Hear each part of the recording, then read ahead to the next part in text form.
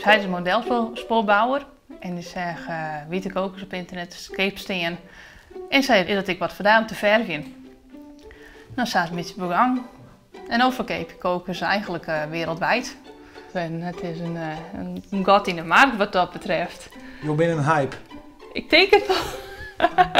Op de modelspoelwereld wel, op dit moment wel, denk ik. Ja. Wat vind je er eigenlijk leuk aan? Wat vind ik er leuk om het zo realistisch mogelijk te maken. Dat is echt zoiets van, ja, dat is die koe. En de kleur klopt precies. En dan haast natuurlijk roodbondvee en dan haast lakenvelden. Maar krijgt die lietse kleurverschillen in die reet. Dat is mengst en mengst en mengst. En dan de foto erbij. En dan boet een zin op de foto's. Of boet een fotosmaatje. En dan denk ik van, ja, dat is de juiste kleur. Die mag haar.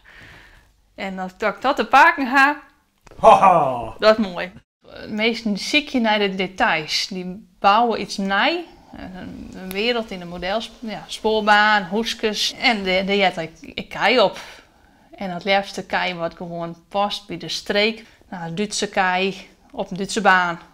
Zwitserse kei op een Zwitserse baan. Het is net samen wat zo'n modelspoorbaan. Het mag goed. De klinknageltellers nemen ze dat. Die zijn echt heel precies in alles. Echt heel realistisch. Die bouwen zelf die treintjes na en die maakt ze zelf de rails. Nou, en dat zei en dan ik nog mijn kei kepert en mijn werk waardeert. Dat vind ik dan wel een heel groot compliment. Want dan best zelf ik wel een beetje dus een klinknagelteller. Ik ben heel perfectionistisch. Ja, het gaat bij mij zo'n koken als dit. Het gaat soms wat 10 keer eraan. Droegje, verven, droegje en dan weer. En dan haak ik hem soms in het poetsje.